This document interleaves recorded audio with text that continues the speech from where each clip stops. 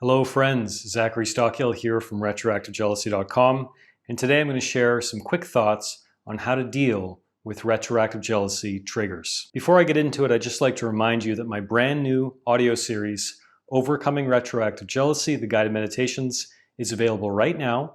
This is an all-new series of fully downloadable guided meditations dealing specifically with overcoming retroactive jealousy, attacking each of the different challenges posed by retroactive jealousy one by one. You can download it right now. It just came out a couple weeks ago. And you can find all the details about overcoming retroactive jealousy, the guided meditations, in the link in the description. Today's video, I'm going to keep it really quick, but I just wanted to share a technique, an interesting little technological practice that you can try the next time you are dealing with some kind of retroactive jealousy trigger. Just an idea I had recently, and I thought that it would be useful for retroactive jealousy sufferers.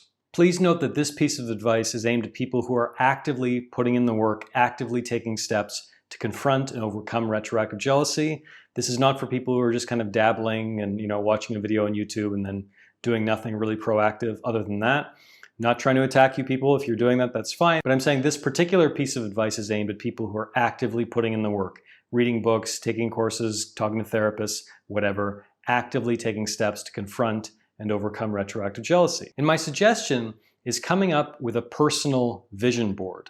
Now, this sounds really woo-woo. It sounds kind of far out, and some of you people might have like a weird response to that. Like, what do you mean a vision board? That sounds like you're some hippie in the forest or something.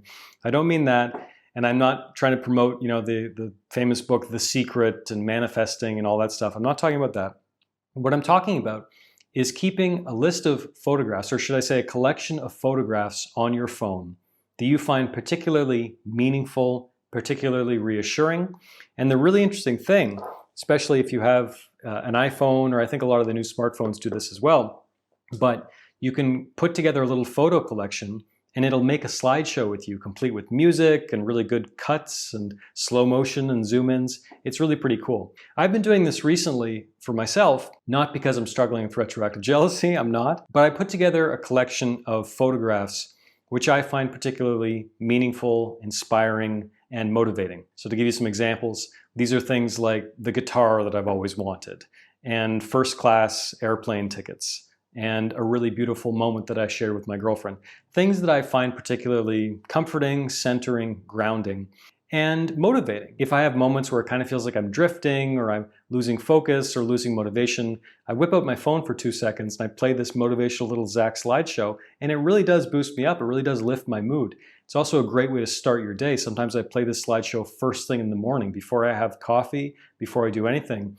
I play this motivational little slideshow and it really does lift me up, really does boost my mood. So it might be worthwhile for you to try this in the context of overcoming retroactive jealousy.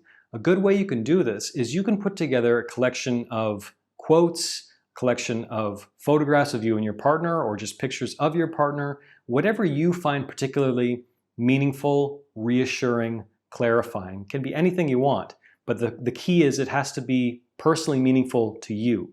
So I can't give you a list of quotes or list of affirmations. You can take some of my suggestions, but it really has to come from you. You put together this collection of photographs, quotes, whatever you need, and then create a little slideshow on your phone. And I'm sure most modern smartphones can do this pretty easily. And pull this little slideshow out the next time you're having perhaps a retroactive jealousy attack, or the next time you're feeling anxious, or the next time you're confronted by a trigger you don't like, or if in the middle of the day you're kind of having a crappy day and you want to lift your spirits, something like that.